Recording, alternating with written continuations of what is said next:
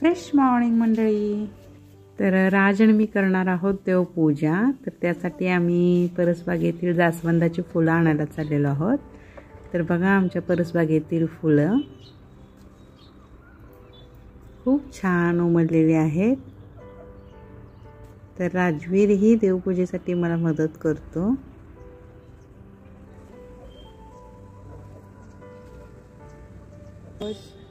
Wow, छान छान आहे.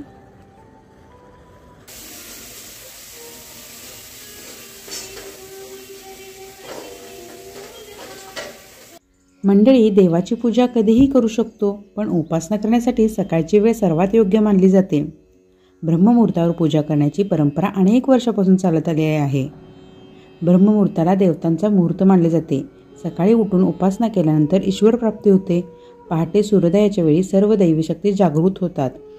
जसे सूर्याच्या पहिल्या किरणाने फूल उमलते, अगदी तसेच सकाळी सकाळी सूर्याची किरणे आपल्या शरीरासाठी खूप फायदेशीर असतात.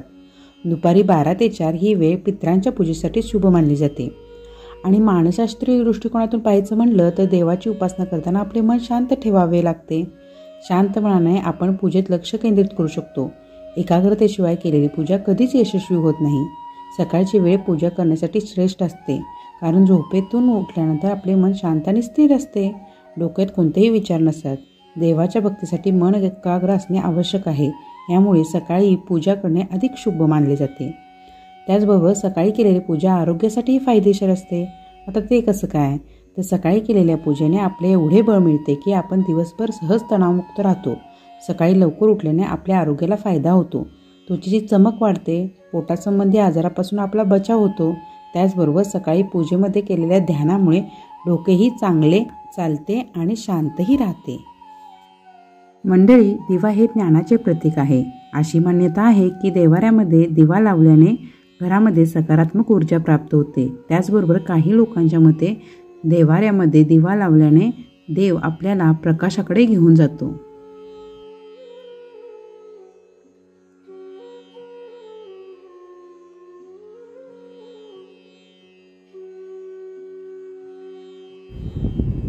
स्वामी समर्थांचा जप केल्यामुळे माझ्या मनामध्ये दिवसभर एक पॉझिटिव्ह एनर्जी राहते. याचा एक अनुभव आहे मला.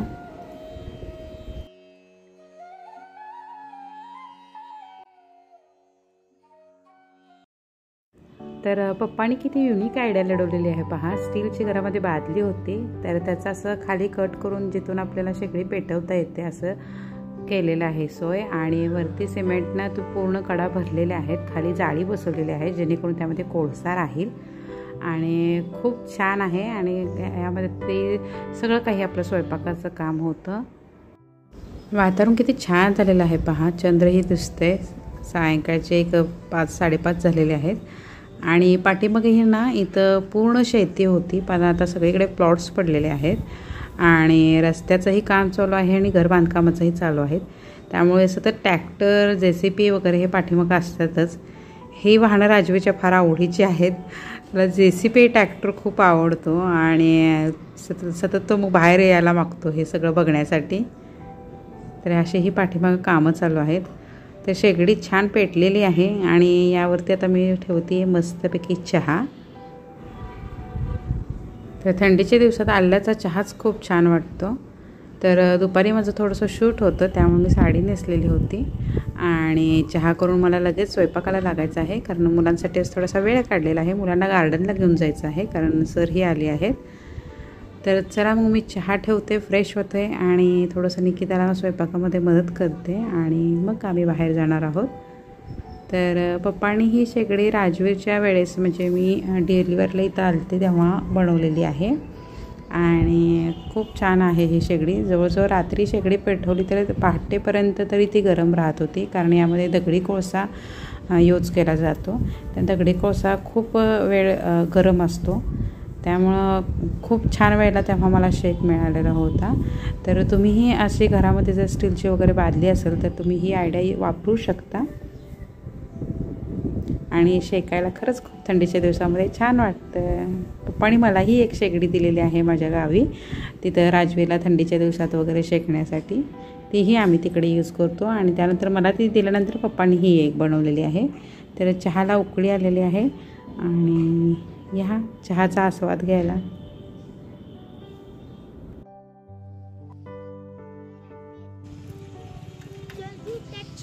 तर आम्ही चाललेलो आहोत गार्डनमध्ये.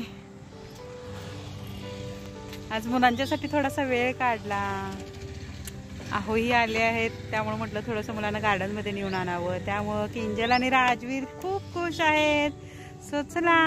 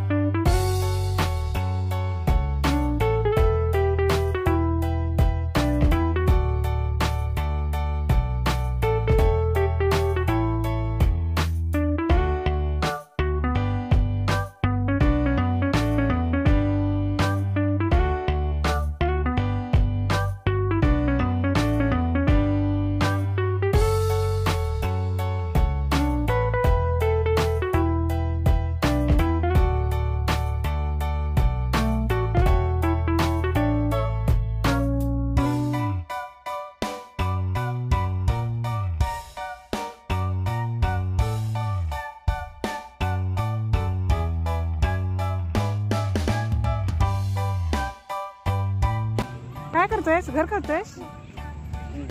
छान छान कर. बघू बघू बघू बेबी बेबी बघू. राज बघू. आहा घर करतोयस.